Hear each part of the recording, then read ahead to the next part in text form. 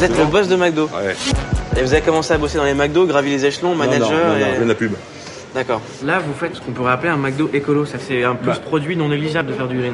Oui, mais enfin, on ne peut pas critiquer les sociétés. Si elles avancent, leur dire, vous le faites pour gagner du fric. Oui, bien sûr. Mais si je ne vais pas vers l'environnement, qui est un élément nécessaire, les consommateurs aussi vont se détourner de chez moi. Donc, je suis là pour faire du business. Je vais là où les consommateurs et je les écoute. Vous croyez pas que je suis contre McDonald's? Moi, je suis un pur produit du McDo. Je ne pose pas la question. J'ai juste envie de continuer à manger des Big Mac en sauvant la planète. Donc, est-ce que, par exemple, vous allez faire des Big Mac bio ou des trucs Non, je pense qu'il ne faut pas être démagogique là-dedans. Je ne vais pas sauver la planète en faisant des Big Mac bio. D'abord, si jamais il y avait assez de bio, je me poserais la question de pouvoir le faire. Le problème, c'est qu'il n'y a pas assez de culture bio nous permettant de répondre à nos besoins. Si, je pourrais le faire dans 10 restaurants et dans 1075 restaurants, je ne le ferais pas. J'aurais l'air de quoi?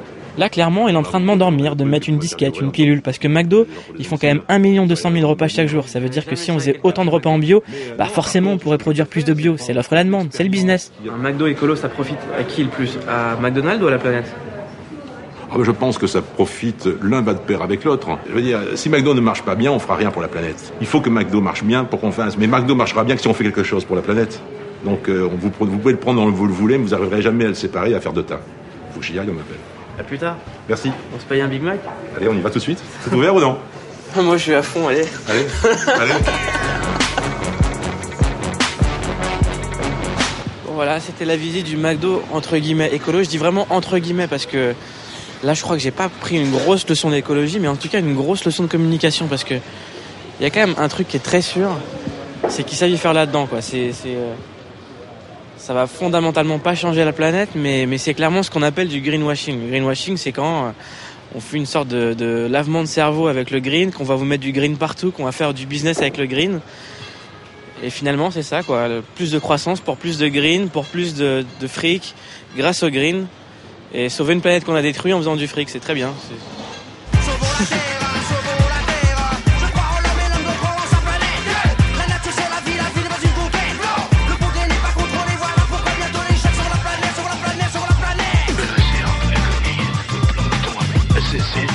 Une autre façon de faire du business écolo, c'est le commerce équitable. Et mon coach Tristan, il a fondé Alter Eco il y a 10 ans. Le commerce équitable, c'est respecter la biodiversité et les droits sociaux des tout petits producteurs qui n'ont pas de thunes dans les pays du Sud.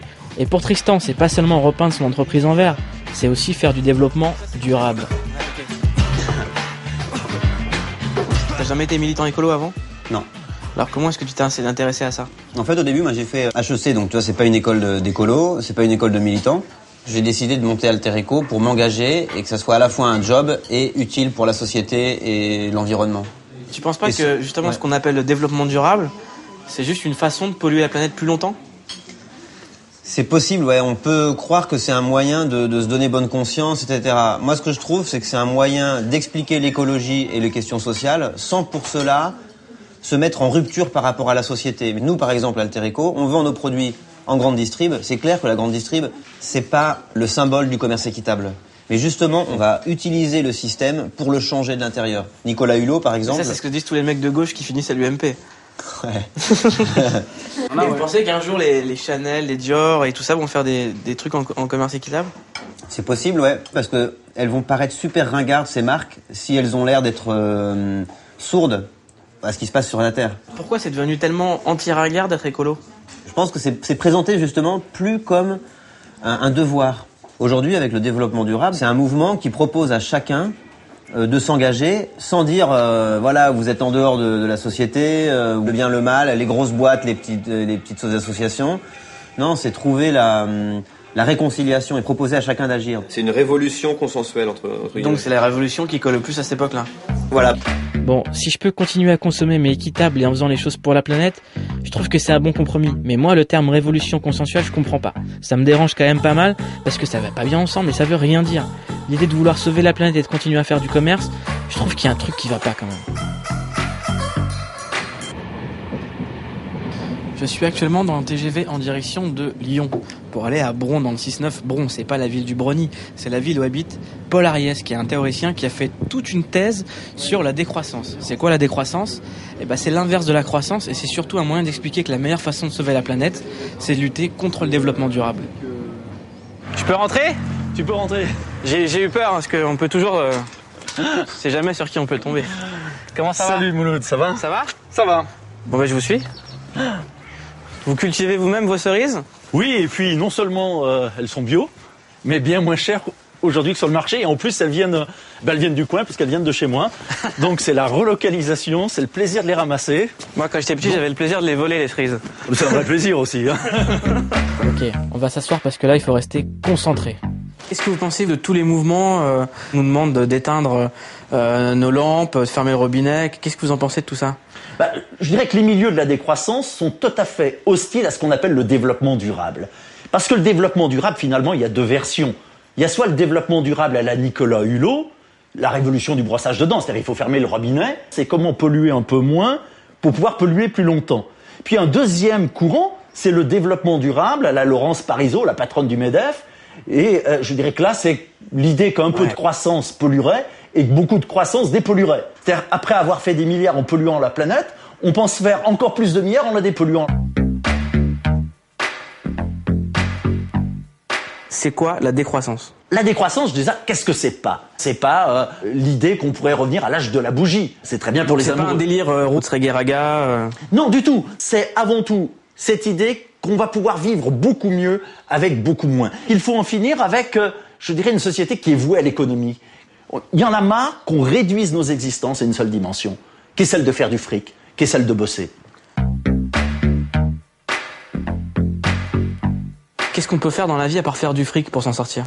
Ah, il y a tellement d'autres choses à faire. Ce qui est grave, c'est que la société nous a complètement formatés à finalement rabattre le désir sur la possession. Prenez par exemple ces jeunes dans les banlieues qui vont passer toute leur vie à consommer, et notamment à consommer des produits de marque. Je me sens pas du tout concerné, hein, vraiment pas. Alors là... Nous, on est tombé dans la marmite de la consommation il y a 70 ans et on en veut encore. Et les Chinois ou les Hindous qui demandent que ça. Donc si on veut opposer quelque chose à la société de consommation, il faut trouver un truc aussi fort. Et la seule chose aussi forte que la consommation, c'est la gratuité. Comment est-ce que vous voulez passer à une société tout gratuit, comme ça d'un claquement de doigts, parce que c'est inimaginable. Mais c'est pas la gratuité de n'importe quoi. C'est la gratuité du bon usage. L'eau potable va devenir de plus en plus rare. Raison de plus pour rendre son bon usage gratuit et pour se renchérir ou interdire son mésusage. Pourquoi est-ce qu'on paye son eau potable le même prix pour faire son ménage et pour remplir sa piscine privée? C'est-à-dire que je crois qu'il faut véritablement aller vers une révolution culturelle. D'un côté, il y a ce qu'est l'usage, l'utilisation normale des choses, et ça doit être garanti à tout le monde. Puis d'un autre côté, il y a ce qu'est le gaspillage. Et ça, non, c'est malheureusement ou heureusement pas possible. Qu'est-ce que moi, je peux faire concrètement pour à mon échelle, sauver la planète? Ce qu'on appelle la simplicité volontaire. Pour certains, ça veut dire on va se passer de bagnole. Pour d'autres, ça veut dire qu'au lieu de partir pour le week-end ou les vacances aux Seychelles, on va faire la traversée du Massif central avec un sac à dos. Oui, mais si... Moi, j'aime pas marcher. Oui, mais il y a plein d'autres choses qui est possible. Dites-moi moi concrètement ce que je peux faire, parce qu'à chaque fois qu'on me propose des alternatives, je suis là genre, c'est vachement bien, mais je me vois pas le faire. Au lieu d'avoir un scooter pour moi tout seul, pourquoi ne pas en avoir un pour deux? Pourquoi ne pas le partager? Mais je le fais déjà, ça. C'est très bien. Oui, il va falloir renoncer à un certain nombre de choses. Je crois qu'il faut avoir le courage de le dire. Ce qu'il faut, c'est arriver à faire que les individus retrouvent un autre sens à la vie. La grande victoire du système, c'est pas d'avoir vaincu dans les faits, c'est d'avoir vaincu dans les têtes. C'est-à-dire de faire croire qu'un autre monde ne serait pas possible. Bon, lui, il veut carrément qu'on invente une autre société.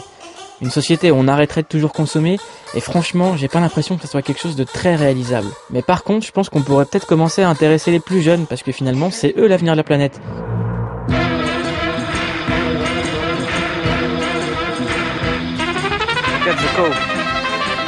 Là, je suis dans le 6-1, en Basse-Normandie, à côté des Vaches, et je me rends dans la première école HQE de France.